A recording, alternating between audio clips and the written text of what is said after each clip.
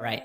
Hai, salam sejahtera. Nama saya Hairi Supian Anak Kilat, matrik nombor 66067 dan mengambil kos GKA 2043 iaitu Research Methodology kumpulan 1. Okey, ini merupakan abstrak iaitu kajian kraf tangan Manik Orang Ulu Sarawak yang multifungsi.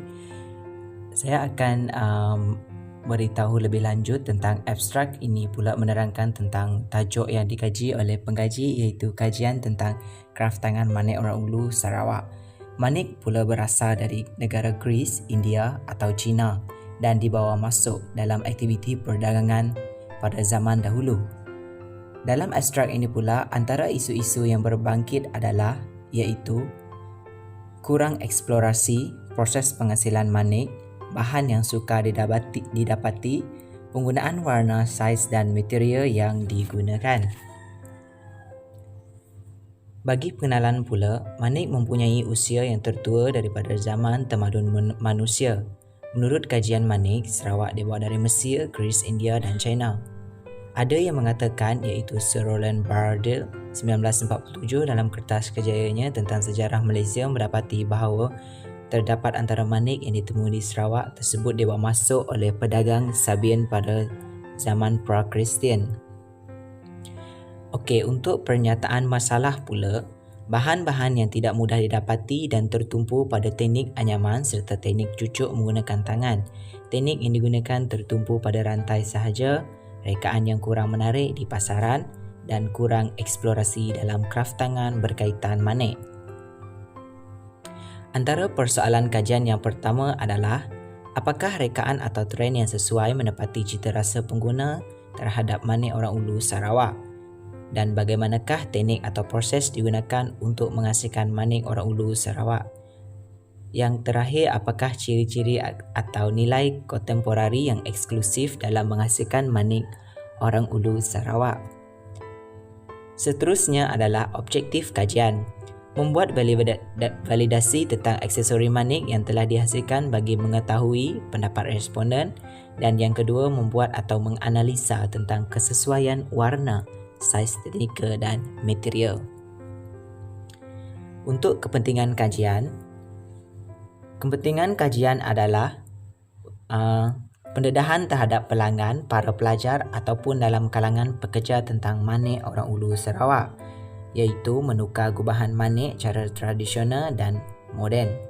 Selain itu, membuat pembaharuan dan eksplorasi manik secara dalam melalui penyelidikan. Dan yang terakhir, menimbulkan minat serta kaedah menghasilkan manik dalam kalangan remaja atau kalangan pekerja. Seterusnya adalah skop kajian. Pengkaji juga menjalankan skop kajian di Tun Jugah Foundation iaitu showroom Bandaraya Kuching, turut serta kawasan aksesori manik Orang Ulu Kuching iaitu di Main Street Kuching Waterfront. Selain itu juga, pengkaji juga turut menjalankan skop kajian di Market Tersang Kapit Sarawak. Kajian ini juga dilakukan untuk mengenal pasti penggunaan material yang dipakai dan teknik yang digunakan semasa mencucuk dan menyulam manik Orang Ulu Sarawak tersebut.